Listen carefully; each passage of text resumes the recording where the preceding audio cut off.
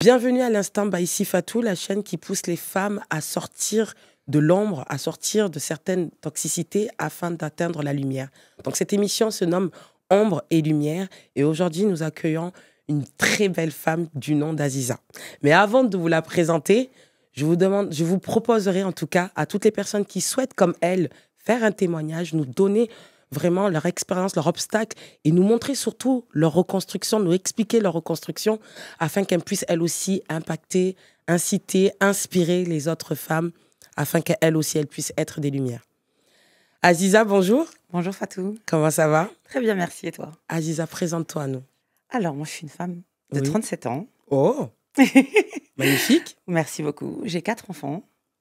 Ouais. Voilà, donc je suis une femme en pleine reconstruction. D'accord. En reconversion professionnelle également. Ok. Donc voilà, j'ai repris des études et ça se passe très bien. Je suis bravo. 37 ans, tu reprends tes études? Avec 4 enfants. Ouais, en faut bien bas le préciser. en bas âge. Est-ce que tu peux nous en donner un petit temps? Les âges? Oui, alors j'ai 4 filles. La première a 7 ans, ouais. La deuxième a 6 ans, la troisième a 5 ans et la dernière a 3 ans.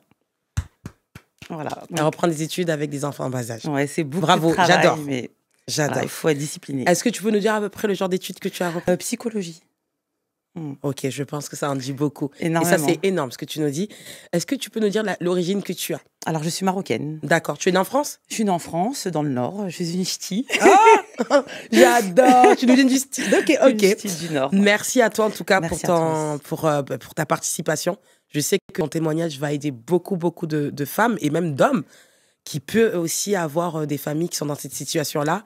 Et donc, j'aimerais que tu nous racontes ton histoire et sois sans filtre. Vraiment, sois toi. On est entre nous. Et merci. Et surtout, je t'écoute, ma lumière. Merci à toi pour ton accueil. Donc, moi, il y a 11 ans, j'ai rencontré un homme. D'accord. Et il faut savoir qu'à ce moment-là, j'avais un premier mariage qui n'a pas marché. D'accord. J'étais très immature, voilà. J'ai pris le gendre idéal pour mes parents. Le premier? Le premier, oui. Donc, de mon origine. Et ça, c'est pas... On a vite divorcé. Quand tu dis divorce, c'est quoi? 1 an, 2 ans? On a fait 1 an et demi. Ah oui. Voilà. Donc j'étais assez immature. Je cherchais une stabilité, mais j'avais pas encore la notion de ça. Donc voilà, mariage qui s'est soldé à l'amiable, sans aucun souci. Vraiment. Pas de problème avec la famille? Rien. Pas d'enfants, non, pas de problème avec la famille. Sans plus, vraiment rien de particulier. Et donc moi, j'ai pas fait le travail d'introspection entre-temps. Et j'ai rencontré un homme dont je suis tombée follement amoureuse. En France? Oui, c'est en France. C'est une copine à moi qui nous a présenté. On va dire, qui a fait l'intermédiaire. Et je suis tombée follement amoureuse de lui. Ouais. C'est que le début déjà. Non, vas-y, j'ai envie de pleurer avec toi. Vas-y. Voilà, pour moi, c'était l'idéal. C'est vraiment tout ce que j'avais besoin. Est-ce que tu peux nous dire que son idéal, c'était quoi? Alors moi, là, je te parle avec 12 ans en arrière. Oui. On veut vivre l'histoire avec toi. J'avais besoin d'un homme protecteur, d'un homme loyal et d'un homme solide. Et aussi affectueux. Mais vraiment, j'avais besoin d'une vraie stabilité. Donc, c'est ce que je recherchais. Et tout de suite, on s'est super bien entendu. Enfin, on est tombés amoureux. Enfin, on s'est aimés, vraiment. Ça a duré combien de temps, la phase de ça a été rapide. Hein. Ah ouais. Ça a été rapide. Ça a duré quelques mois. 9 mois après, on était mariés religieusement. Ah ouais. Donc, voilà. Et donc... je vais essayer de rentrer dans l'histoire sans vraiment avoir le recul que j'ai aujourd'hui. Oui, non. Là, tu nous parles avec la Ziza d'il y a 11 ans. Exactement. S'il te plaît. Donc, voilà, moi, j'étais vraiment dans un conte de fées. Il n'y avait pas forcément le château, etc. Mais il y avait vraiment le sentiment d'être aimé. Et d'être protégé. D'être protégé.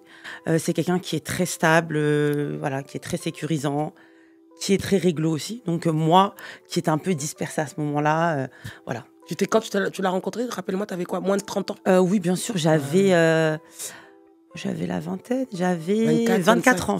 Ah oui, t'étais encore jeune. Donc j'étais 24 ans, oui. Donc là, vous rencontrez un homme qui vous plaît et physiquement et moralement, qui vous apporte beaucoup d'amour. Même origine que toi en plus? Non, c'est un Malien.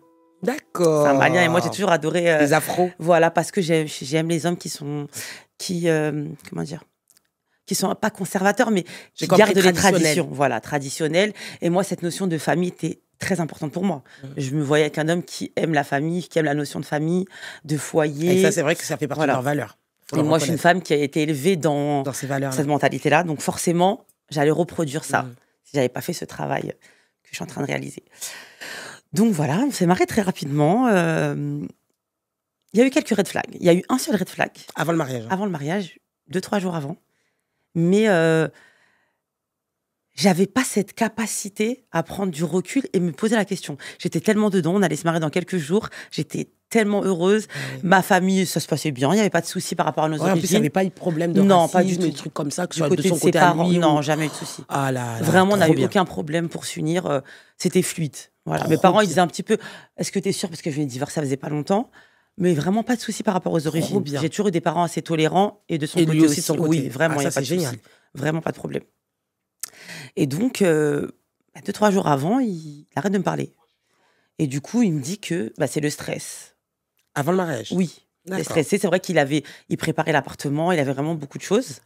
Ah oui, donc il mettait le paquet. C'est pas genre je te l'avais dit, hein. Je t'ai dit, c'est quelqu'un de très prévoyant. Ouais, voilà, moi, c'est en fait, c'est tout ce que je manquais en moi que j'avais retrouvé chez lui. Ouais. Et ça, je le conscientise pas, excuse-moi. Oui. Là, je t'en parle avec 12 ans après, avec la maturité, etc. Pas moi avec la Ziza de l'époque. Je vois un homme qui met tout en place, quoi. Donc, moi, j'ai juste à être là. C'est trop bien. Voilà. Pas être moi, à être là. Donc voilà. Merci de l'avoir dit. Et donc voilà, on s'unit très vite et du coup comme on était jeunes, il fallait mettre les choses en place. On a mis quelques temps avant de vivre ensemble. Comme on n'habitait pas ensemble, c'était un peu, il y avait un peu de distance. Et moi, je comprenais pas forcément. Enfin moi, je vivais un conte de fées, ça se passe super bien. Je sais qu'il m'aime. Enfin, j'ai jamais douté de ça au départ, qu'il m'aimait, etc. Et je me dis qu'est-ce qui se passe? Et finalement, je me dis, c'est vrai qu'il a beaucoup de responsabilités. Parce qu'il travaillait beaucoup. Voilà, il travaillait beaucoup. Il avait sa famille en charge. Et il préparait vraiment notre foyer. Donc, je me suis dit, écoute, Aziza, sois souple. Il faut t'adapter. Voilà, déjà que tu as quelqu'un qui, à l'époque, qui prend tout. Vraiment, tout. Hein. Tu rentres dans la maison, il y a tout en main, quoi. Tu vois, même les petits électroménagers. Tout ce qu'on ne fait plus, tout ce qu'on ne voit plus. S'il y a bien un truc que j'ai toujours dit, je reprocherai pas, c'est quelqu'un de organisé et il se projette, voilà. Donc on commence à habiter ensemble. Moi, je comprends, je suis dans un foyer, hein. Je gère mon foyer. Ouais. Je suis une Marocaine, mais j'ai grandi qu'avec des Westaf. Ouais, d'accord. Donc, tu comprends plus notre mood. Tu comprends très bien notre mood. Je connais un petit peu exactement le mood. Et moi, j'ai une mère aussi, qui est d'origine marocaine, qui a grandi au Maroc aussi, et qui est assez pratiquante, qui est très pratiquante, et qui nous a inculqué le respect de l'homme, tu vois. Donc, moi, c'est logique que je vais dans ça. Ouais. Donc, sauf que moi, il y a des mois ça commence à se dégrader. Au bout de combien de... En fait, il travaille de nuit, déjà. Et moi, je travaille la journée. D'accord, donc oui, la distance, déjà. Voilà, déjà. Et puis, on avait un rythme décalé. Oui. Et moi, j'avais des besoins, que ça soit affectif ou émotionnel. La nuit, on a envie de mougou, hein. Je suis pas pudique, mais là, je suis un peu ma chérie. Non, mais vraiment, dans le sens où j'avais besoin de présence. Moi, je déménage, je pars d'une famille nombreuse, avec mes sœurs. Ah, oui. On est super proches, j'ai mes copines, etc. Et je me retrouve dans son environnement à lui, parce que je vis dans la ville où il a grandi. Ah oui. Parce que ses parents avaient besoin de lui pour X raisons. Voilà. Et je me retrouve seule, en fait. Je suis un peu à distance, j'avais pas encore mon permis de conduire. Ouais. Donc voilà, et puis finalement, tu te raccroches à la personne. Ah oui, beaucoup plus même. Beaucoup plus. On n'était pas très très loin, mais on va dire que j'étais centrée sur lui. C'était mon amour, c'était mon mari, je voulais satisfaire, je voulais que le foyer soit bien tenu. Vraiment la mentalité des rebeux, mais plus Westaf. Vraiment, ce que j'allais dire. Tu vois, vraiment t'es consacrée sur le mariage. Sur le mariage. Et sauf que moi, je pense que j'étais pas assez réaliste. Je pense que j'avais tellement besoin d'être aimée à ce moment-là que finalement tu acceptes des choses, des petites choses au départ. Oui. C'est des petits détails, des petits. Alors vas-y, dis-nous les petits détails s'il te plaît. Qui font que tu t'en rends pas compte que tu rentres dans l'emprise. Tu coupes la parole pour rien. C'est vrai que moi, avec du recul, j'arrive à assumer ma responsabilité. Enfin, pour l'instant, on est encore sur Aziza de 11 ans. Donc, là, on veut vraiment crescendo. Alors, j'ai vraiment comment dire, c'est paradoxal, parce que je comprends que je suis une femme épouse et que je suis dans un foyer, mais il y a aussi le côté, j'ai envie de voir mes copines, j'ai envie de sortir, j'ai envie de me faire belle, etc. Et lui, il n'est pas dans cette optique-là. Ouais, il est dans l'optique de à la maison, fonder un foyer. Voilà, vraiment, t'es à la le schéma peut-être je pense qu'il a vu. Je n'ai pas envie de parler de lui, mais le schéma traditionnel. Qu'il a la vie traditionnelle. Donc moi, je comprends pas ça. Moi, je dis, tu veux... Et puis moi, j'ai toujours aimé ma liberté. Et puis c'est même pas la liberté de sortir, c'est la liberté d'être. J'adore. De vivre. J'adore me faire belle, j'adore sortir, je suis très sociable, je suis assez extravertie. Oui. Donc, tu es face à une personnalité qui est différente de toi. Que lui, il était très introverti, très réservé. Ah, ouais. Quelqu'un de réfléchi. Moi, je suis l'opposé, vraiment. Bon, après, on dit que les contraires s'attirent, oui et non. Bah oui, ce que j'allais te dire. Quand on en a conscience. Si tu n'as pas conscience qu'on est opposé, c'est compliqué. C'est compliqué. Donc, voilà, ça commence par des petits... voilà, on ne se parle pas pendant quelques jours. Ah oui. Moi, au début, c'est très violent. Et ça partait de quoi? Bah, comme je dis, on n'avait pas le même rythme de vie déjà. D'accord. Okay. Donc ça a brouillé aussi déjà les moments d'intimité, pas forcément physique, mais les moments d'intimité relationnelle, émotionnelle. L'échange, la communication. Voilà, l'échange, etc. Et je pense qu'il travaillait beaucoup aussi. Parce qu'il avait une pression qu'il a aussi reçue de sa éducation. Il faut assumer, il faut être toujours au top, il faut manquer de rien, etc. Et il se mettait une grosse pression. Et moi, j'avoue, je me la coulais douce. Enfin, moi, je suis avec mon mari, je travaille. Voilà, je n'ai pas cette notion. T'as pas cette charge mentale. Voilà, j'ai pas cette charge mentale-là. Il va couper de toute façon? Non. Oui, il va couper. Vas-y. Et du coup, j'ai pas du tout... vraiment, j'étais pas consciente. Enfin, moi, j'étais encore dans mon... Je pense qu'il m'a fait du love bombing dès le départ. Je pense qu'il m'a sincèrement aimé, mais qu'il m'a tout donné trop vite. Ouais. Et que j'avais pas la notion de ce qu'il avait besoin réellement, et moi ce que j'avais besoin aussi. C'était, moi j'avais ce truc de le conte de fées. Je suis une femme qui a toujours cru en l'amour, qui croit en la vie, encore aujourd'hui, etc. Au fond, c'est une bonne chose. C'est une très belle chose. C'est une très belle chose, voilà. Et donc, voilà, ça commence comme ça. Ça commence par, on se parle pas pendant quelques jours. Donc, il n'y a pas vraiment de raison. C'est juste parce c'est juste on n'est pas d'accord sur certaines choses. Okay. Tu peux me donner un petit détail, genre par exemple, je sors, je le préviens pas, il est pas content. D'accord. Il va dire, mais c'est pas le comportement d'une femme mariée. Exactement. Je vais avoir tendance à vouloir aller chez mes parents souvent. J'ai du mal à couper le cordon ombilical. Mais ce qui est normal aussi. Puis j'ai mes sœurs, on est très proches de base. Donc là, c'est un gros changement. Mais j'ai pas la capacité de l'expliquer aussi, tu vois. Oui, parce que c'est juste un besoin. Voilà, c'est un besoin. J'ai pas la maturité aussi pour le dire. Parce que t'as moins de 30 ans. Oui, j'ai 24 ans. Bah oui. J'ai 24 ans, on n'a pas d'enfant encore, etc. En plus. Oui, voilà. Et donc, crescendo, ça commence à se détériorer. Mais quand même, il y avait des moments où on s'aimait profondément. C'est quelqu'un qui était très attentionné, qui va anticiper tes besoins. Il va t'acheter plein de choses. Vraiment, tu manques pas de matériel, mais moi, j'avais vraiment d'affection. J'avais besoin d'affection. J'avais besoin de lover, clairement. J'adore lover, tu vois. Donc voilà, et puis ça se dégrade. Ça se dégrade, et puis je pense que on a failli se séparer une fois. Vraiment. Avant d'avoir le premier enfant? Ah oui, largement avant. Peut-être au bout de 2 ans. Moi, je travaille, j'avais mon CDI, j'étais stable. Et j'avais du mal à avoir des enfants.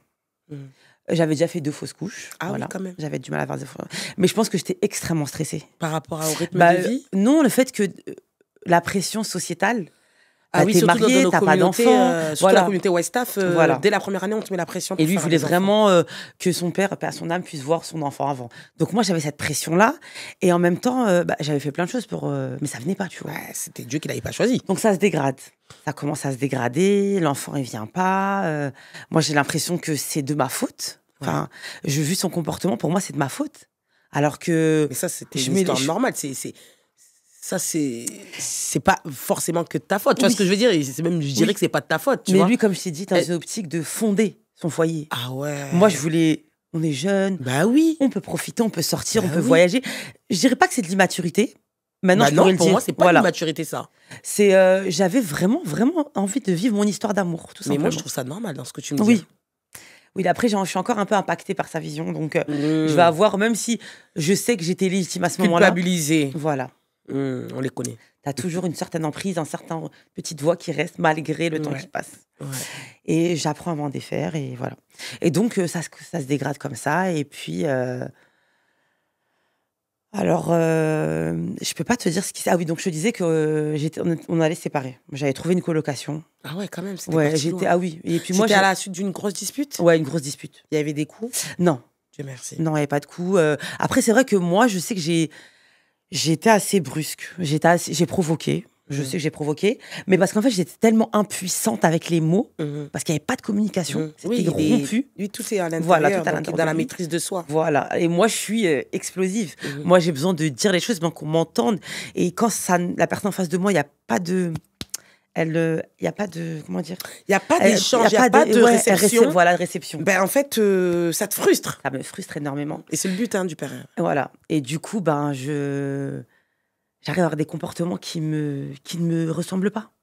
Je fais des crises, je me mets à crier, voilà, je fais des choses, je n'ai jamais été violente. Ouais. Voilà. En fait, c'est le manque de communication, voilà, l'absence. De compréhension. Le silence, comment on dit ça? Le traitement silence? Oui, le silence punitif. Ouais, la punition par le silence. C'est terrible. Et moi, je comprends pas ça. Moi, tout ça, je le comprends pas sur le coup. Hein. Moi, j'ai quelqu'un que j'aime et qui me dit mais quand ça va bien, et là, ça se passe pas bien. Et quand ça va pas, il communique pas. Non, il dit pas. Je suis censée deviner. Il va le dire une fois, mais il va pas le répéter. Il va le dire avec ses mots. Sauf qu'on n'a pas le même langage. On n'a pas le même canal. On n'a pas le même langage. Moi, je suis très émotive. Je suis à fleur de peau. J'arrive pas à avoir d'enfants. Il y a des traitements hormonaux. Il y a la pression. T'as peur aussi de perdre ton mari parce que tu l'aimes et tu te dis mais si j'arrive pas à lui apporter. Oh là là. J'ai compris ma lumière. Tu vois, tu te dis finalement si j'arrive pas à apporter un enfant, je suis pas une bonne femme. Voilà, je suis pas une bonne femme et c'est dur. Je sais que je peux porter la vie, je l'ai portée, et ça a pas. C'était pas le moment. Dieu n'a pas décidé ainsi, mais voilà, je le comprenais pas comme ça. Et j'avais peur de perdre mon mari. Je me dis, je l'aime, et j'ai tellement projeté. Voilà. Même lui, je pense que c'était vraiment la pression. La pression, tu vois. Et on est dans la compréhension, mais je sais qu'il m'aime. Enfin, sur le coup, à ce moment-là, j'en doute pas. Je doute pas de son amour. Il va me le prouver. Voilà, c'est pas quelqu'un qui va sortir, qui va découcher. Ouais, il était il va rien manquer à la maison. Les factures, elles sont payées. Enfin, tu vois ce que je veux dire? C'est plus moi qui est instable sur ce côté-là parce que j'ai pas encore d'éducation financière. Ouais. Je suis chez mes parents, je me la coule. J'arrive avec un homme qui prend tout en charge. Ouais, c'est magnifique. Moi, voilà, moi, je se plaindre de ça. Voilà, moi, je kiffe. J'ai juste à faire à manger, nettoyer la maison, prendre soin de mon mari. Mais j'avais pas la vision d'après. J'ai vraiment, sur le coup, je kiffais. Et donc là, t'es terrorisé. Tu te dis, mais. Et puis, moi, mécanisme de survie, je fuis. Ouais. Donc, je veux partir. Je retourne chez les parents. Ouais, je pars chez. Ah oui, souvent. Dès que je bouge, dès que je suis pas bien, je pars chez mes parents. Je pars 1 jour, 2 jours, je reviens. Au début, je viens me chercher avec la famille. Ses parents, je m'en suis voulu. Après, je les ai fait déplacer combien de fois? Ils viennent, les amis, ils essayent de parler, etc. On a eu beaucoup de ça. Et je fuis. Moi, je fuis. Je sais pas quoi faire. Le silence, la situation. Voilà. Et tu sais, au fond, ce qui est plus dur, c'est de te dire que tu sais que la personne, elle t'aime à ce moment-là. Ouais. Elle t'aime. Et on est juste tous les deux dans l'incompréhension. On n'a pas les mots, on n'a pas le vocabulaire. C'est le début de mariage aussi. Hein. C'est dur. Très dur. C'est très dur. Et moi, je me marie vivons d'amour et d'eau fraîche. Bah oui, alors la manière dont je veux lever là. Mais c'est tout ça, on est comme ça les femmes. On est de notre planète. Voilà. Mais au fond, c'est plus complexe que ça. C'est plus compliqué. Et t'as pas forcément cette éducation-là. T'as vu ta mère. Moi, ma mère, je sais que ma mère n'a jamais travaillé. Mon père a toujours travaillé. Ma mère a toujours été aussi indépendante financièrement. Certes, avec des revenus sociaux, etc. Mais mon père, j'ai grandi avec ma mère. C'est vrai elle gérait le foyer, mais elle n'avait pas ce truc d'aller travailler, d'aller apporter. Oui. Tu vois? Et ça, c'est beaucoup plus en plus dans la communauté maghrébine. Ouais. La femme, elle est vraiment. Tu vois, c'est ça. Moi, mon père, il achetait à des cadeaux. Donc, en fait, tu as retrouvé un peu le même style d'homme que ton papa. Mon père, à son âme, il faisait des petits déjeuners à ma mère au lit, tu vois. Ah ouais. Tous les matins, quand il était à la retraite, il va lui acheter sa baguette. Ah oui, il l'a aimé. Ce que t'as fait, c'est pas... Tu vois, donc c'est normal pour moi. Bah oui. Et je vois ma mère qui est résiliente malgré les épreuves. Elle est là, elle tient la maison, elle nous élève. Mon père est assez effacé, indisponible émotionnellement, mais il est là, tu vois. Et moi, je vois ce modèle-là, donc... oui, normal. Pour moi, c'est la norme. Reproduire, oui. Mon mari, peu importe, pour moi, c'était peu importe ce qui se passe, t'es mon mari, je t'aime, on s'aime. Et avec l'amour, ça suffit. Mais ça suffit pas. Non. Ça suffit pas. Et donc, malgré tout, malgré les disputes, les gens, ils interviennent, ma famille, après sa famille, les amis, voilà, les gens, ils arrivent à nous raisonner, on s'aime. Donc, forcément, on va revenir ensemble. Voilà, il y a de l'attirance, etc. Et là, du coup, j'ai ma première fille. Qui arrive. Ma première fille qui arrive. Ah. Donc là, vraiment, le bonheur à son apogée. Tu vois, je suis heureuse, mon mari est heureux. Enfin, moi, je le vois, ma fille, elle lui ressemble, il est heureux, il adore sa fille. Voilà. C'est vraiment, tout va bien. Ouais. Et du coup, bah, il y a dans sa famille un événement, un drame familial, qui fait je pense que ça l'a impacté aussi. Ça a bouleversé la dynamique. Ça a bouleversé la dynamique. C'était un membre de sa famille qui est décédé. Qui est décédé, et ça a été très compliqué pour lui. Et je pense qu'il a dû aussi, quelque part, retirer, malgré lui, son attention, son temps. Sa famille avait besoin de lui, quoi, tu vois. Il redevenait chef de famille, donc... oui. Et moi, je comprenais ça, tu vois. Et je suis fière de moi quand même, parce que je me dis, malgré le fait que je me trouvais immature à l'époque, j'ai compris ce truc-là, de me dire, ok, moi et ma fille, on est là, on a tout ce qu'il faut à la maison. Voilà. Il est là, il rentre à la maison, voilà. Je le laisse. Ça me fait pleurer. Désolée. Non, c'est pas grave. Sauf qu'à ce moment-là, ça déraille, tu vois. Et moi, je tombe enceinte tout de suite après. Wow. Oui, et je me dis non, quoi.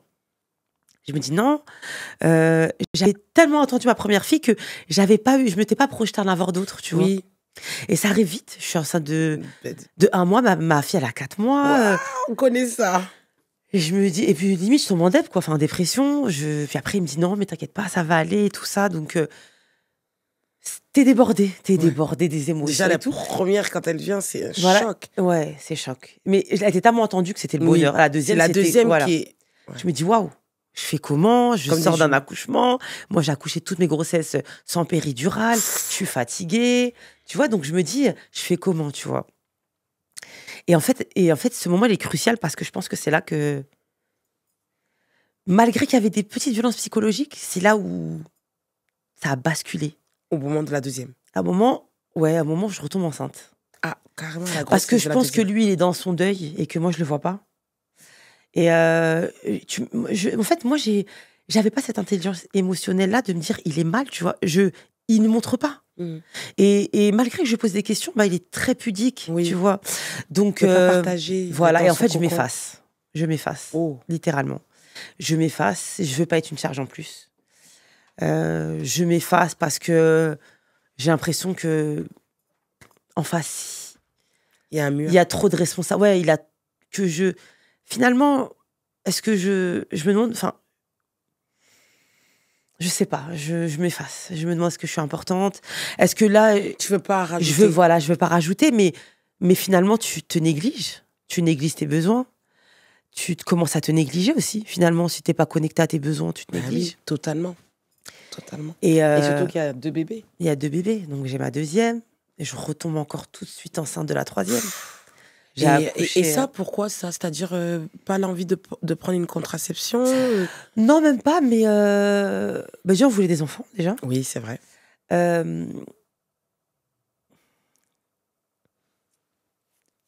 J'étais tellement déconnectée de moi que je me projetais pas dans l'avenir. Ouais, donc, je comprends.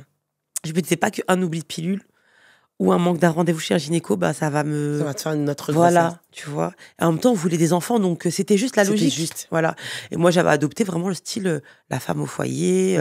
Je travaille jusqu'à ma 3e, par contre. Donc, je travaille en quand même. Mais voilà, je suis dans mon foyer, tu vois. Mais, et on veut créer notre famille. Voilà, moi, j'ai des enfants, etc.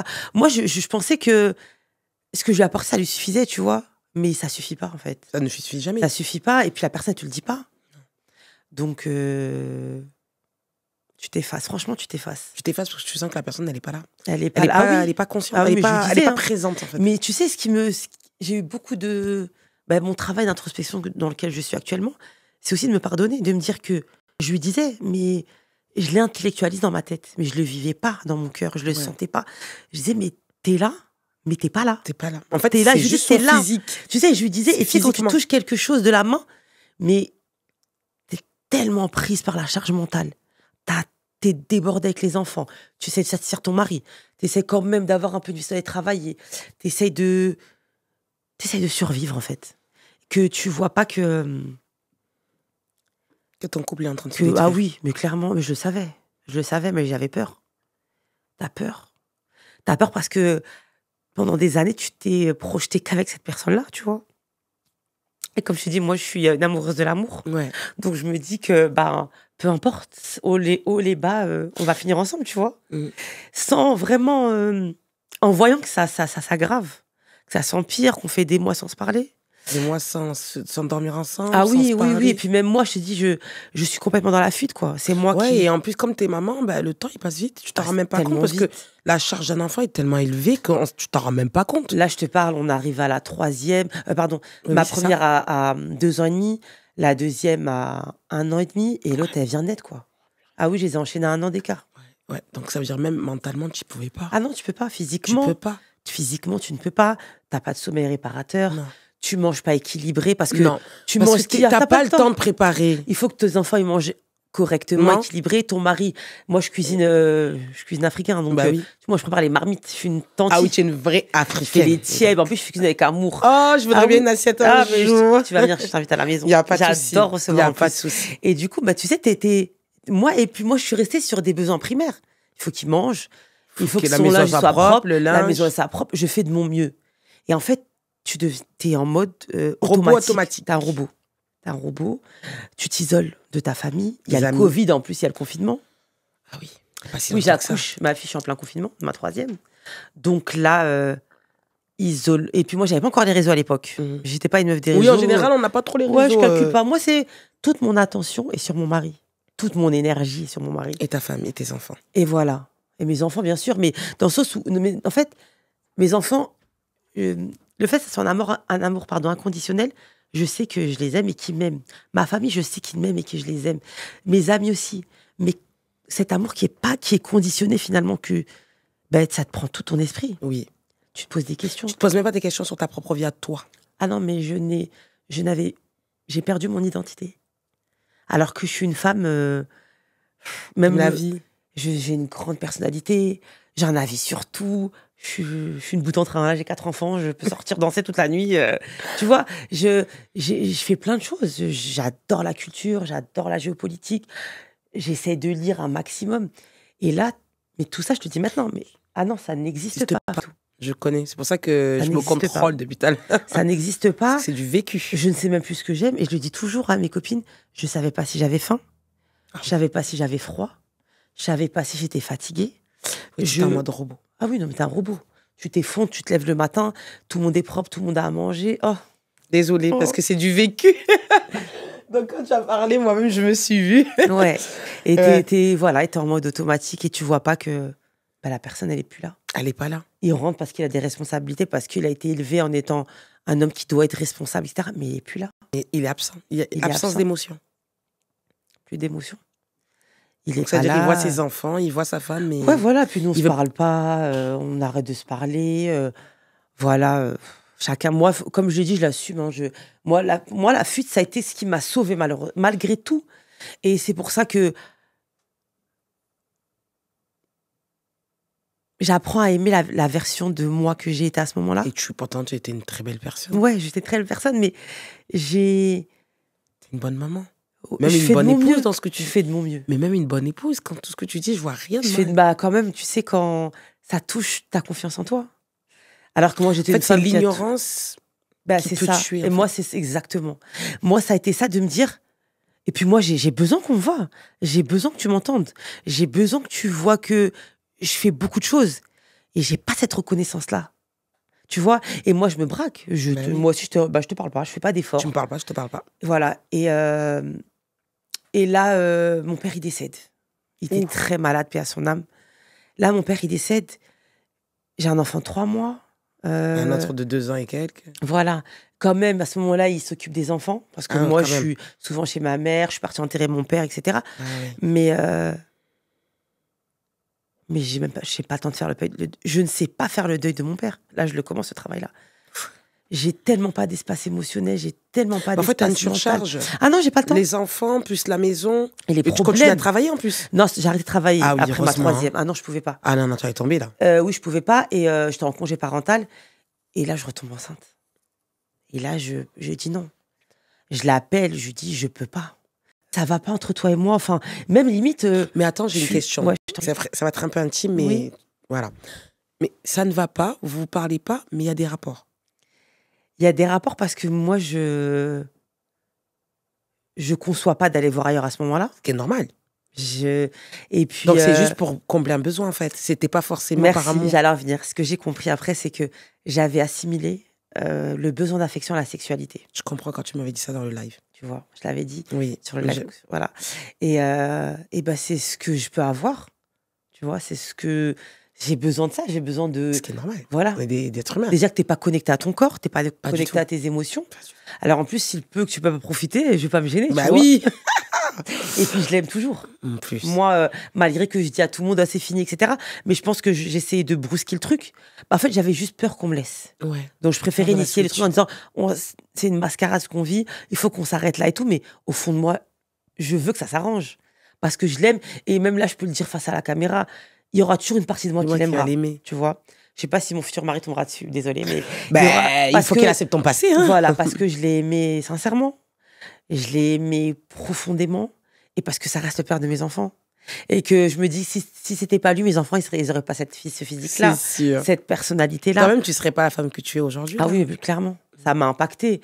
Ça m'a impacté durement aussi, parce qu'il y a ce truc où, à un moment, il faut prendre une décision. Mais comment je la prends la décision ? Donc ça veut dire qu'en fait, là, vous êtes à la 4e, c'est ça ? Là, je suis à la 4e. Vous êtes à la 4e enfant. Vous êtes un couple sans être un couple, c'est-à-dire que vous vivez dans la même maison. Il continue à payer toutes ses charges, tout. Ouais, oui. Toi, tu t'occupes des enfants. Il mange ta nourriture ou pas ? Bah, alors moi, du coup, j'ai toujours cuisiné jusqu'à ce que... Alors, il y a un moment entre le moment où j'ai ma 4e fille et un moment où je comprends que c'est moi qui tiens tout.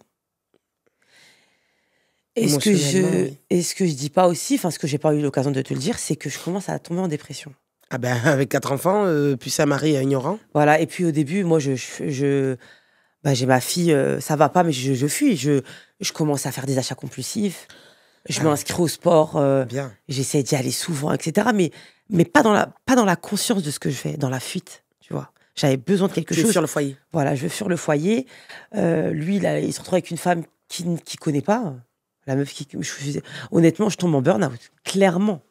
2023, 2022, 2023, début 2023, je suis en burn-out. 2022, 2023.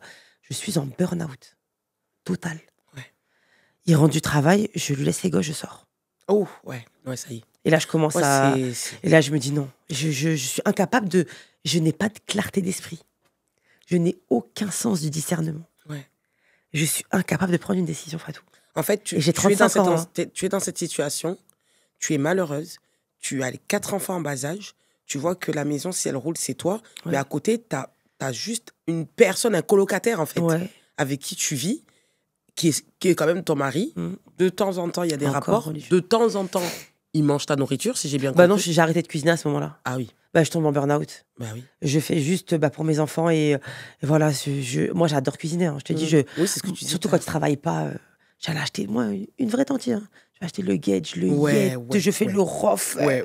J'ai dit, même pas, c'est une Marocaine qui cuisine. Je fais tout pour satisfaire. J'apprends à faire le déguet. Je cuisine des petits plats, vraiment. Est-ce que c'est pas même une partie de ça que tu es en train de me dire ? C'est-à-dire que tu as perdu ton identité. C'est-à-dire qu'à la base, tu es quand même marocaine. Oui. Et en fait, par amour de ton homme, tu veux tellement t'approprier sa culture que quand ça ne va plus, là, tu es en fait, tu essayes au décès de ton papa, hein, si je comprends bien. Non, ça a commencé. Alors, je pense qu'au décès de mon papa, on a été déjà une bonne c'était remise déjà en question. Chaud, ouais.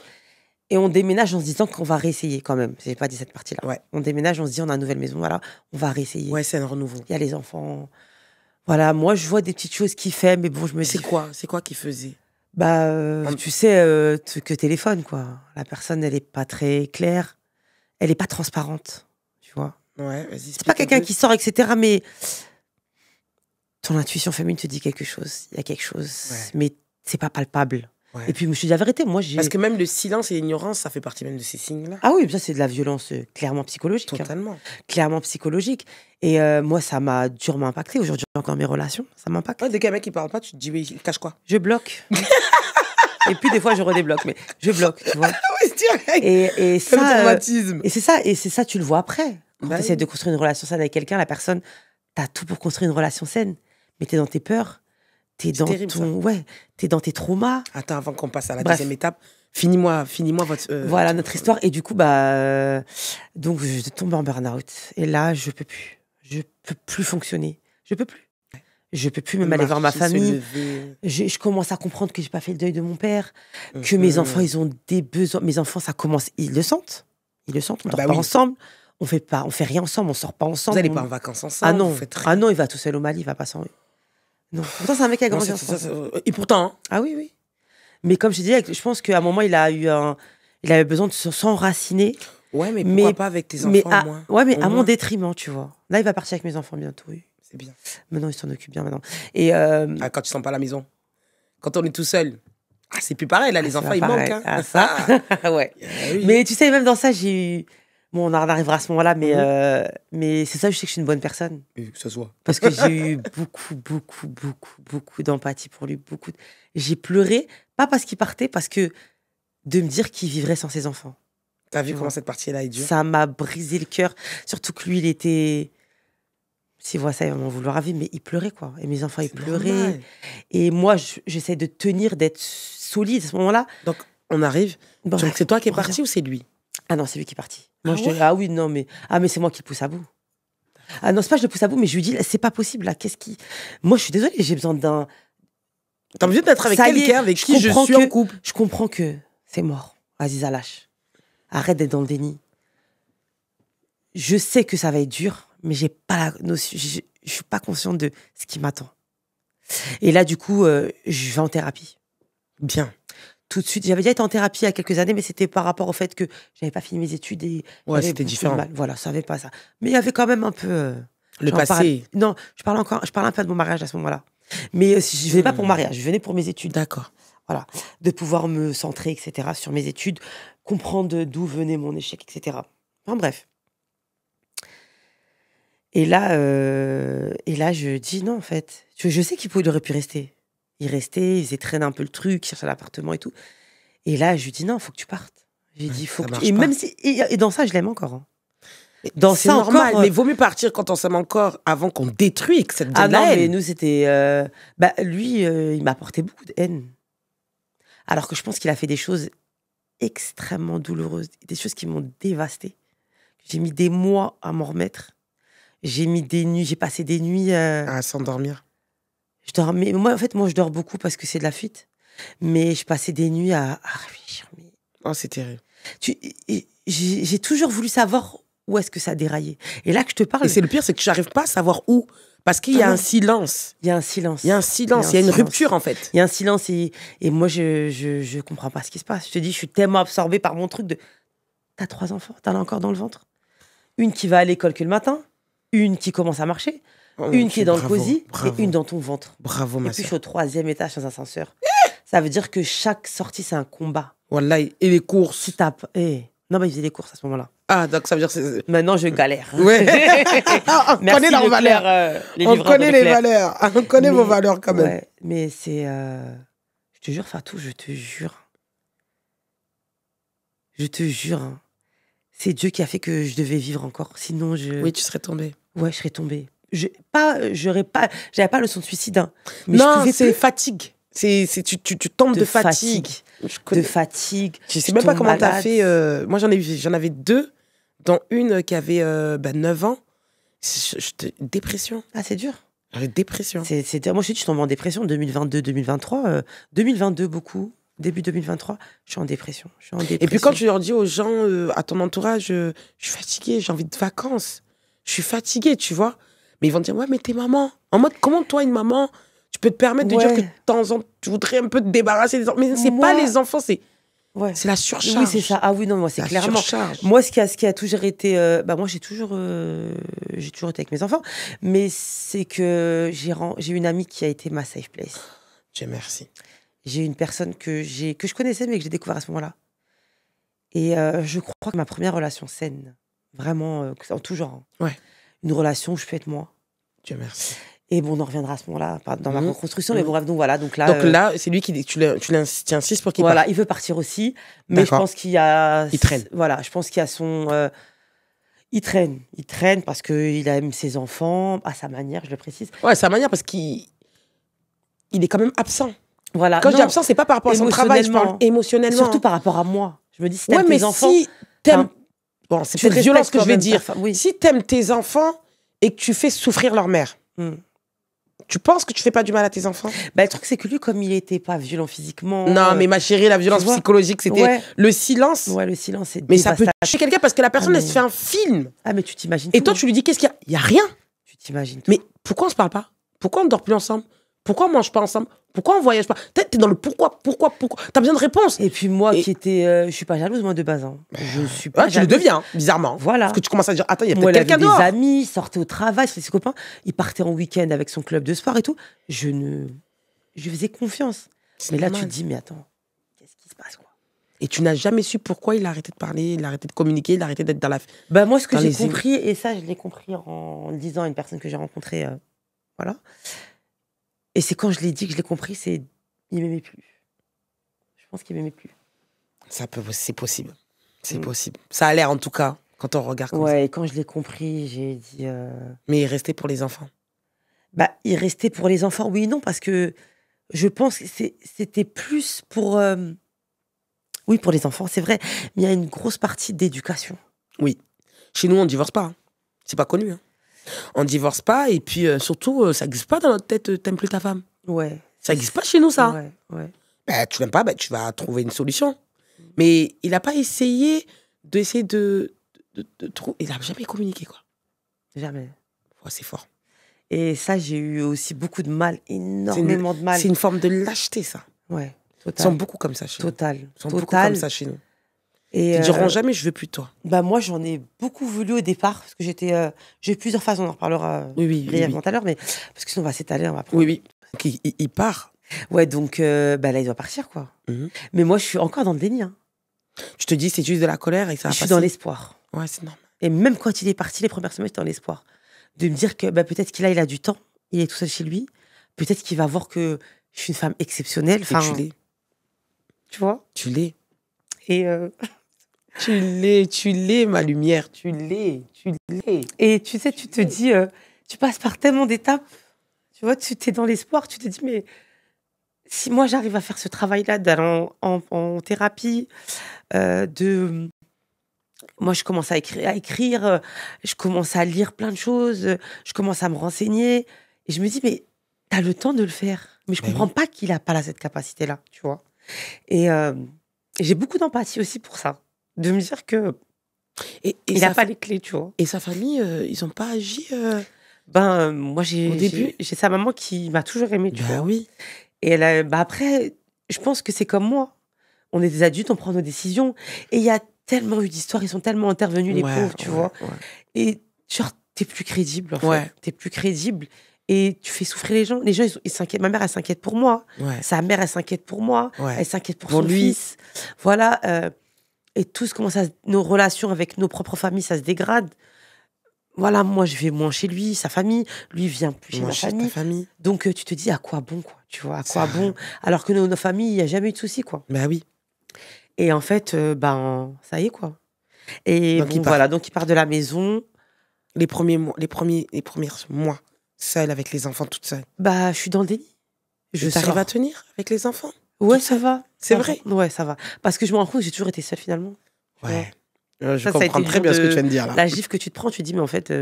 En fait, il était juste dans ma tête. Il est dans ma tête, il est là, il rentre tous les soirs. C'est une sécurité.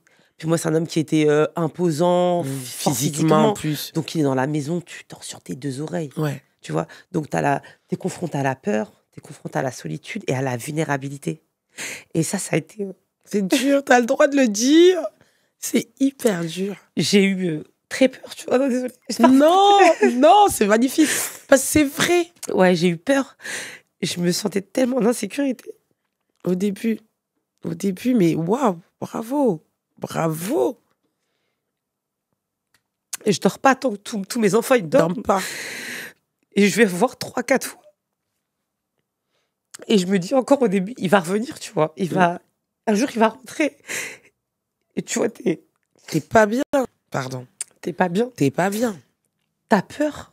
Tu te dis, mais il va reprendre tes esprits. Alors que moi, je suis une femme archi courageuse. J'ai toujours été hyper indépendante, autonome. Ouais, donc, c'est ça. Je me suis confrontée à l'insécurité. C'est après que je comprends que l'insécurité, surtout émotionnelle, parce que c'est à la maison, je risque rien. Mais moi, je m'étais bloqué la porte de la maison.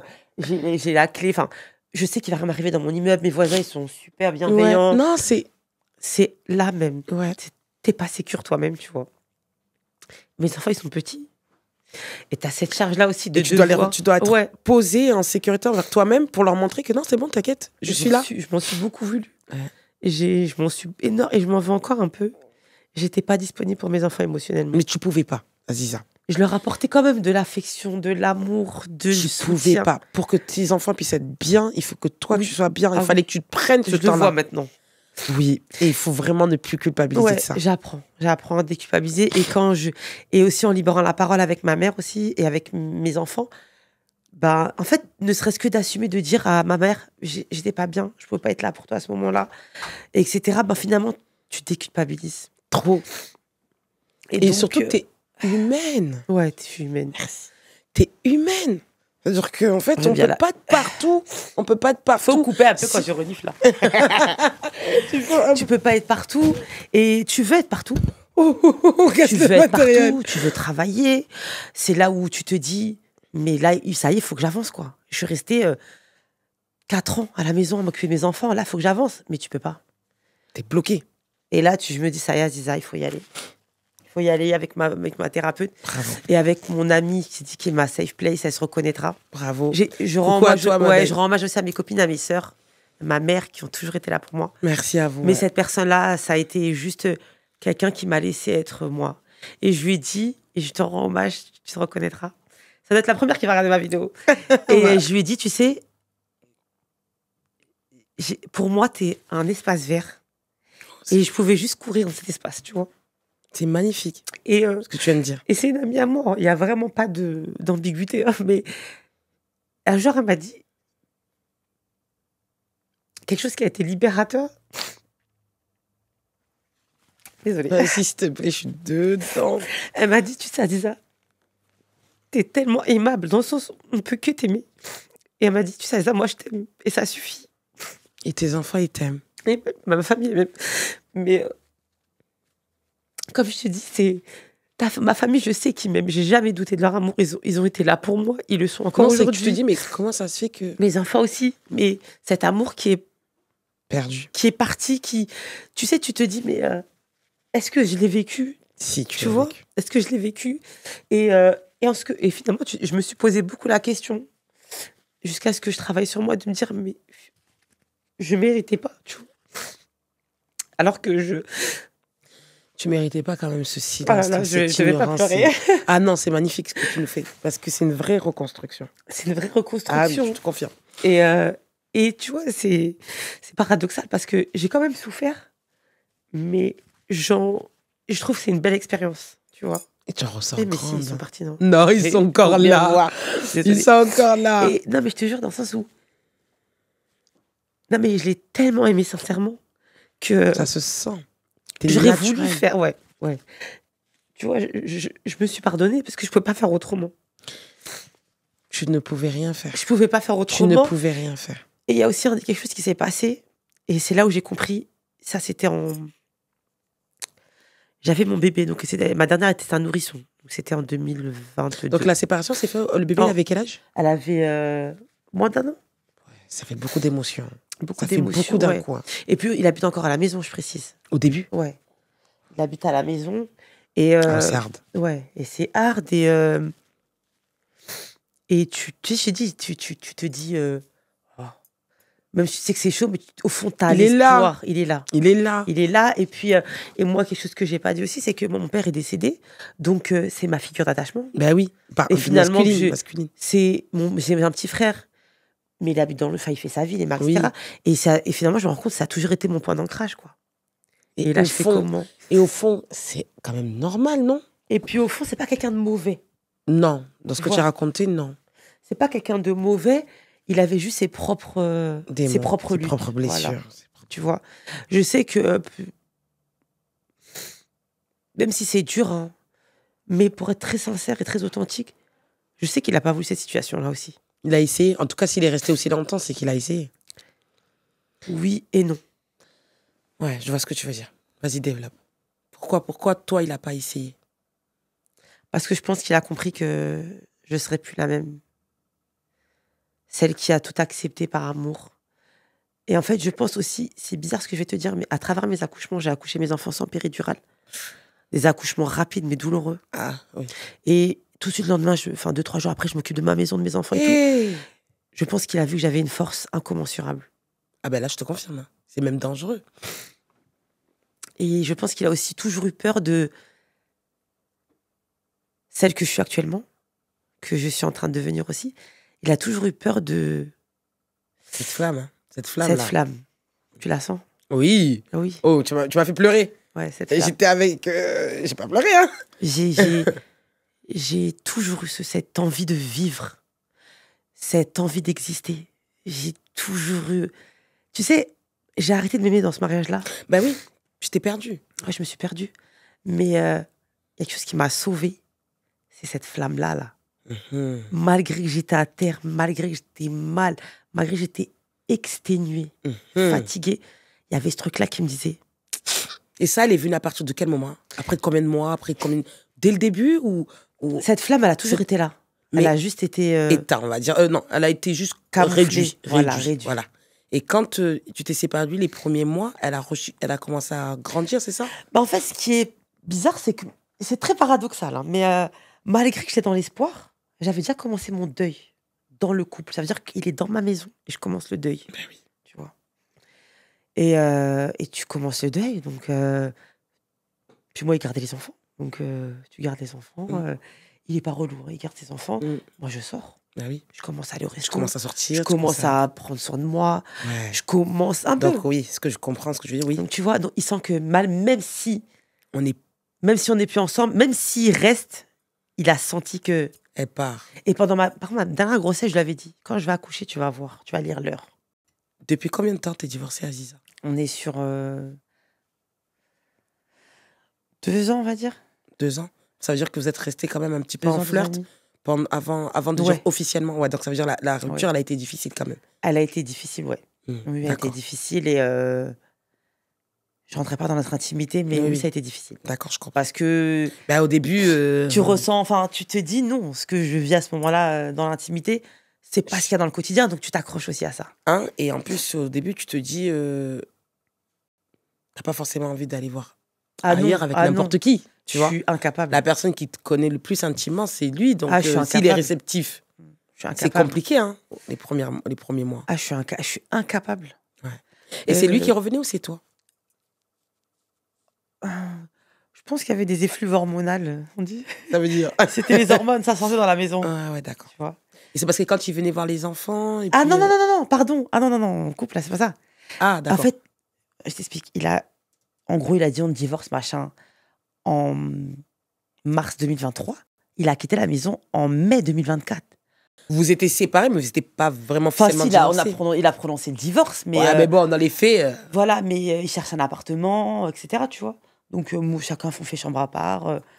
Et donc là, lors d'aujourd'hui, est-ce que tu te revois retourner avec lui? Alors non. Non? Non. Tu penses ne plus l'aimer? Ah, je l'aimerais. Il y aura toujours une partie de moi qui l'aimera. Et je pense qu'il le sait, hein. Mais pas au point de retourner avec lui. Ah non, je ne reviendrai pas avec lui. Tu penses que lui ne reviendra plus? Il ne reviendra plus parce qu'il a refait sa vie.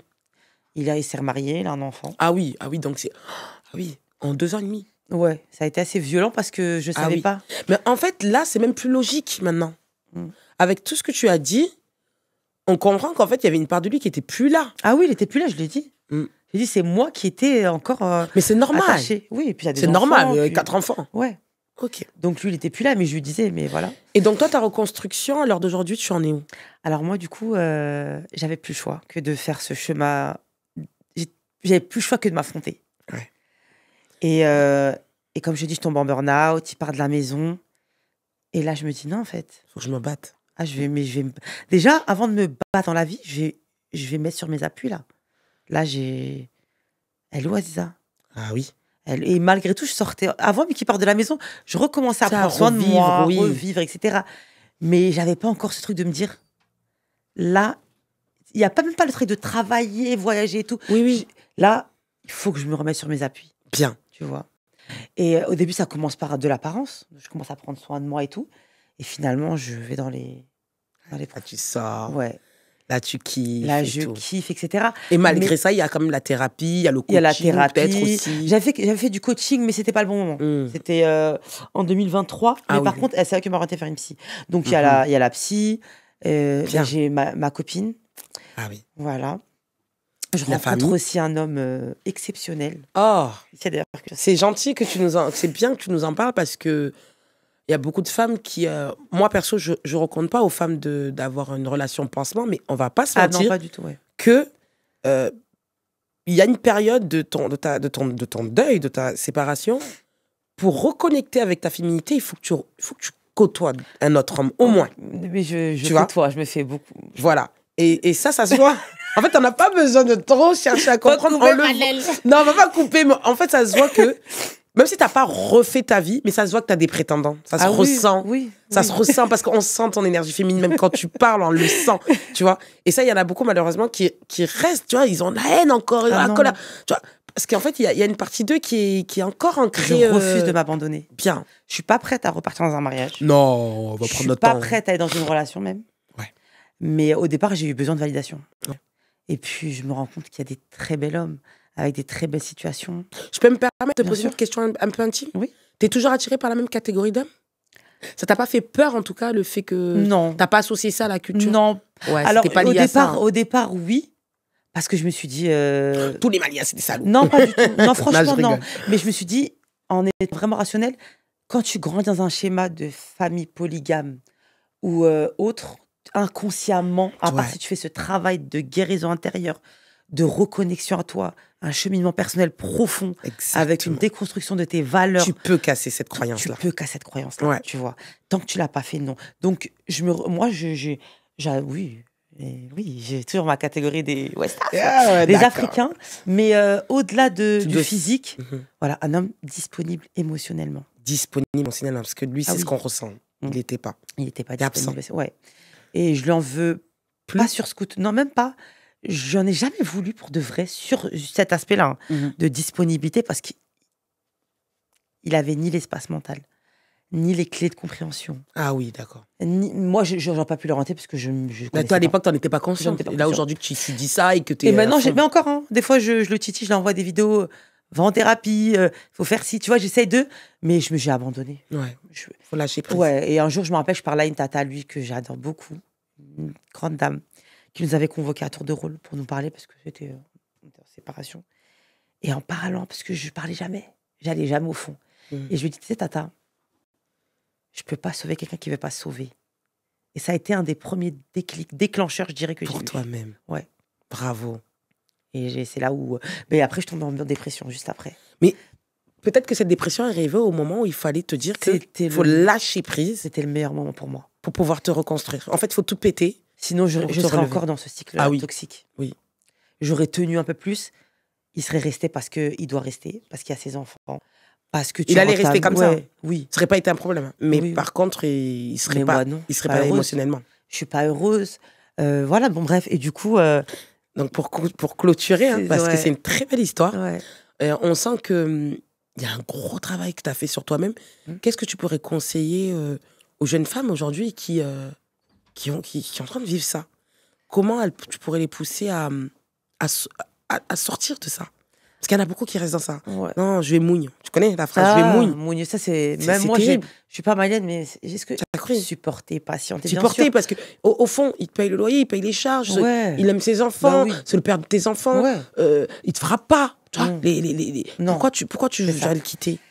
T'es pas si malheureuse que ça. Ouais, alors que je pense déjà, la première chose à faire si on passe par là, c'est de se mettre dans un environnement neutre. D'accord. De prendre un miroir et de se regarder.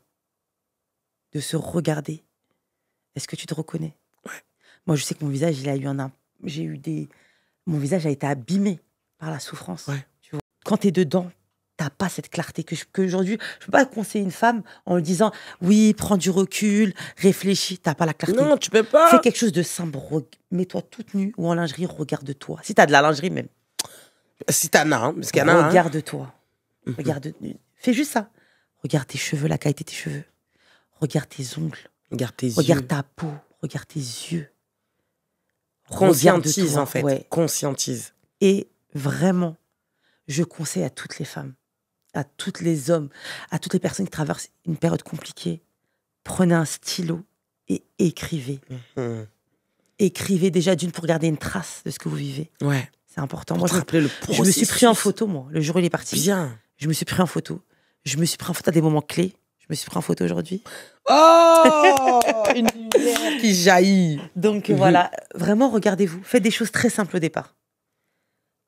Je sais que c'est un coup d'aller en thérapie parfois, mais investissez. Mais il faut le faire. Ouais. Les gens, ils veulent pas le faire et ils mettent leur frustration sur les voilà, autres. Moi, sur les réseaux. Au début, j'ai acheté des vêtements, j'ai acheté du maquillage, je faisais des restos, je dépensais, ouais, etc. Et à la fin, les finances, ça suivait plus. Ça suivait pas. Encore ça, parce qu'il payait tout. Mais ouais, ça merci, il avait la conscience. Je connaissais même pas. C'est après quand il est parti, j'ai. Ouais, tu t'es dit ouh. Ah oui. Et même dans ça, je suis tellement fière de moi. Ah, je te le confirme. Et en fait, ce qui est bien, c'est d'aller en introspection. Tu travailles sur tous les aspects, dont sur l'éducation financière. L'éducation financière. Sur ton rapport à l'argent, à tes émotions et à ce que tu mets dans ta bouche, parce que tout est lié. Oui. Tu vois. Et donc voilà. Et pour revenir au conseil, ce que je dirais à toutes les femmes, surtout les mamans, vraiment, je sais que c'est challengeant ce que je demande, mais priorisez-vous et n'ayez aucune culpabilité. Ouais. S'il faut sortir et claquer la porte, c'est le bazar. Levez-vous, claquez la porte et sortez. Merci de le dire. Si vous voulez aller faire un shooting photo, allez-y. Moi aujourd'hui encore, je suis toute seule forcément. Eh ben, c'est dur, mais des fois, je me priorise. Mais il faut. Ce mois-ci, je fais ça pour moi. Il n'y a que ça qui fait qu'on va se dire j'existe. Tu sais comment j'ai commencé Fatou ? Il est encore à la maison, j'allais faire des courses. Je m'achète et j'avais rien à ce moment-là. Vraiment, c'était. Aziza là ? Je comprends. Non, c'était pas Aziza. C'était une femme. Et un robot. Voilà. C'était quelque chose, un meuble. Mm-hmm. J'ai commencé par m'acheter un labello. Quand je vais faire les courses. Des petites choses. Oh, je commence à acheter des trucs à mes gosses. Ah ben, je vais leur prendre un truc comme ci. Je vais m'acheter des choses que j'aime bien manger. C'est dur le travail, mais c'est des petites choses. Te rappeler qui tu es. Rappeler qui tu es. Qu'est-ce que j'aime, qu'est-ce que j'aime pas. Mais même ça, c'est dur. C'est très dur, Gary, quand tu n'existes plus, que tu existes pour l'autre. C'est dur. Et il y a aussi le fait d'aller travailler sur son enfant intérieur, on ne le dit pas assez. Oui. Moi, je ne savais pas j'étais quoi comme enfant. Mais je me revois maintenant à travers ma 3e fille. Ouais. Et je me répare aussi à travers mes filles. Ouais. Mais je fais un travail aussi de réparation de moi-même. Je me reconnecte à moi. Qu'est-ce que je pourrais dire dont je suis fière ? J'ai appris à nager il y a 2-3 mois. Et j'ai jamais su nager jusqu'à 37 ans. Non, bravo. Et dans l'eau, vous savez ce que je me dis ? Donc tu es en train de tomber amoureuse de toi. Ah oui, clairement. Totalement. Une autre question. Oui. Pour les auditeurs qui nous écoutent, Aziza, pour toi, quelle est la morale de ton histoire ? Si tu devais vraiment en fait tirer la leçon, où, on va dire ça, où est ta faille, où tu t'es trompé ? C'est pas trompé, mais bien sûr, j'ai ma part de c'est pas trompé, mais hein. voilà, où est ta part de responsabilité et quelle est la leçon que tu en as tirée à travers cette histoire ? Alors, je vais d'abord donner une phrase depuis adolescente. Ça m'a toujours marqué, jamais su pourquoi, jusqu'à ce moment où j'ai dû où j'ai dû me lever et avancer. J'ai toujours dit, et je disais à lui, je préfère mourir debout que de vivre à genoux. Ouais. Déjà. Tu peux reposer la question. Je repose la question. Parce que je suis restée sur ça, je voulais absolument. Quelle est la morale de ton histoire ? La morale de mon histoire. Alors, j'ai pas de morale précis, mais... La leçon. La leçon. La leçon. La ouais. leçon. C'est la leçon. Il y a toujours une leçon. Quelle est la leçon de cette histoire ? Vous êtes la personne la plus importante de votre vie. Donc, en fait, tu t'es oublié. Croyez en vos intuitions. Croyez le moindre signe que vous voyez. Votre corps ne ment pas.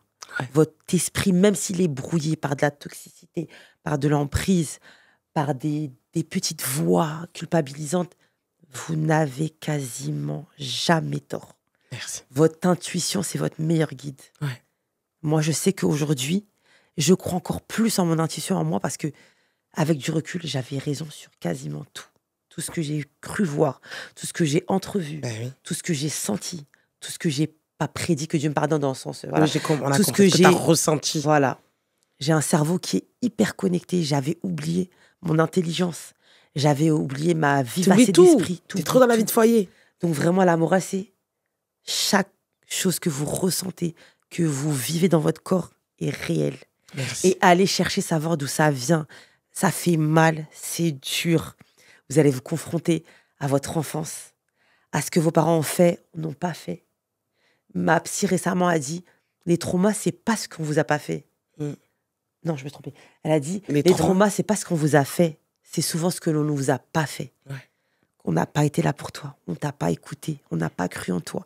On t'a pas soutenu. On t'a pas relevé. Et moi, mes parents, je leur dois tout. Tu vois mon aura, là. Oui. Tu vois ce que tu ressens? Oui. C'est mes parents qui m'ont donné cette miséricorde. Et je l'ai toujours, l'amour, c'est la miséricorde. Oui. Et je remercierai jamais mes parents pour ça. C'est des gens humbles, des gens dignes, des gens aimants. Ça y est, Manu. Et je sais que ils ont fait de leur mieux. Et je leur voudrais jamais de pas m'avoir apporté ça là, parce qu'ils avaient leurs limites à eux, ils avaient leur combat, ils avaient leur lutte, ils avaient leur peine de cœur. Et moi, ce qui m'a aidé, et j'en ai jamais voulu à mes parents, c'est que j'ai toujours vu mon père et ma mère comme un homme et une femme à part entière. Ouais. Et je leur en voudrais jamais, parce que ce qu'ils m'ont donné, c'est beaucoup. Contrairement à ce qu'ils n'ont pas eu cette capacité de m'apporter, malgré eux, hein, parce qu'ils ne connaissaient pas. Ils ne connaissent pas ça, l'affection. Ils connaissent pas l'affection. Et donc, en fait, quand on voit le prince charmant, parce que dans l'histoire, on peut croire que c'est le prince charmant, ben, en fait, on lui dédie tout. On lui dédie tout. Ah, je vais tout donner. Je vais donner mon temps, mon énergie, mon amour. Et franchement, est-ce que tu le regrettes? Ah, je regretterai jamais. C'est ça, là. Même si j'ai ma part de responsabilité, je le dis. Et franchement, au fond, je m'en voudrais jamais. Moi, quand j'écoute ton histoire, pour clôturer quand même le podcast, quand j'écoute ton histoire, moi, je sens quelqu'un qui a beaucoup d'amour à donner. Ah oui, quelqu'un d'extrêmement généreuse. Quelqu'un qui d'enfantin. Ah qui était enfantin, en fait. Oui. 24 ans, je veux vivre, je veux profiter de la vie, mais en même temps, je veux satisfaire mon mari, satisfaire mes proches, tu vois. Donc, on sent quelqu'un qui a voulu donner. Et en fait, quelqu'un qui a beaucoup aussi donné, ton compagnon qui a aussi beaucoup donné, mais lui, c'était beaucoup plus matériel, beaucoup plus, tu vois, entre organisation. Et toi, c'était beaucoup d'amour, beaucoup de joie, tu vois, ça devait être vivant chez vous, tu vois. Et en fait, c'est ces deux entités-là qui ne sont pas comprises, en fait. Ouais. Ah, j'ai compris. Pourtant, il y avait une belle... Pourtant, on pourrait croire qu'extérieurement, ça peut être compatible, mais non. Peut-être les croyances. Non, on n'avait pas les mêmes besoins. Peut-être les mêmes besoins qui font qu'il y a une distance qui s'est créée. Et malheureusement, cette distance a pris plus de place qu'autre chose. Et il y en a un qui a abandonné. Ouais. Voilà. Et l'autre qui s'est dit, je ne peux plus rester dans ça parce que ça me détruit. Et ça, c'est la plus belle des morales. Ouais. Quelqu'un qui se choisit. Ah oui, je me suis choisie. Oui. J'ai dit, je ne m'abandonnerai plus jamais. Merci. Je ne m'abandonnerai plus jamais. Et peu importe, à tous les niveaux. Même si je dois galérer, etc. Ouais, donc, et aussi, on le dit partout sur les réseaux. Mais apprenez à vous aimer. C'est pas assez dit. Vos ombres et votre lumière. Aimez-vous, aimez vos défauts. Aimez vos comportements toxiques, on vous connaît. Bien sûr. Aimez, touchez-vous. Ouais, donc voilà, je suis encore en pleine reconstruction. C'est trop beau. C'est magnifique. En tout cas, merci beaucoup, Aziza. Merci à toi, je suis bavarde. Et non, on est dedans. En fait, c'est ça le problème, on est dedans. On la sent, ton aura. Moi, je la sens depuis tout à l'heure. Elle m'a fait pleurer, elle m'a fait rire. Tu vois. Et ça, c'est magnifique. On sent une femme qui vit. Et c'est ça qu'on a besoin. C'est ça, ta lumière, en fait. On sent une femme qui, oui, j'ai eu un passé, mais à travers ce passé, c'est une force, là. Tu t'en rends même pas compte. Mais j'en suis tu la transmets. C'est pour ça que je suis là, Fatou. Merci. Je voulais aborder... Merci pour ta confiance. Le mariage, oui, c'est l'échec du mariage. Oui, du mariage. Oui, du mariage, de l'institution du mariage. Voilà. Mais je vous assure, aller au-delà de vos peurs, il y a tellement plus beau, plus grand. Et on le voit, plus puissant. Ouais. Je pense que les personnes qui nous écoutent, juste regardez-la. Regardez-la. N'écoutez pas que seulement son commentaire. Regardez-la. Donc, à travers toute cette expérience-là, 4 enfants en bas âge, elle est là, elle brille, elle est là, elle est devant nous. Et elle nous partage son expérience. Aziza, est-ce que tu as envie de nous donner tes réseaux sociaux pour celles qui se retrouvent en toi? Oui, bien sûr. Je ne suis pas très active. Ok, mais il n'y a pas de souci. Si elles ont envie, elles sont ouvertes. Il ne faut pas hésiter. À de la communication ou... Il n'y a pas de souci. Alors moi, du coup, mon Instagram, c'est Oumiziza. D'accord. Tu peux les peler comme ça, au moins, je sais. Miziza. D'accord, ok. En tout cas, merci beaucoup, Aziza. Merci à toi. Merci pour ton authenticité. Merci. Moi, c'est ce que je dis. Merci pour ton partage. C'est ce qu'on demande dans cette émission. Des femmes qui viennent telles qu'elles sont et qui sont pas là pour avoir la rage des hommes ou la rage. Non, c'est pas ça. Le message, c'est vraiment le moment de difficulté, l'épreuve, l'obstacle, la souffrance, les non-dits, les petites violences qui deviennent des grosses violences. Et comment on traverse ça et aujourd'hui, le résultat, tu vois. Et le résultat, il est magnifique. Merci. Donc, je vous remercie à tous. Je vous dis à la prochaine émission pour toutes les personnes comme Aziza qui souhaitent partager leur expérience. Vous avez le lien dans la description de cette vidéo pour pouvoir vous aussi inciter, impacter, influencer toutes ces femmes qui sont dans ce besoin de vouloir sortir de cette toxicité et de vouloir reprendre le chemin de la lumière. Je vous dis à très vite, mes lumières. Bye bye.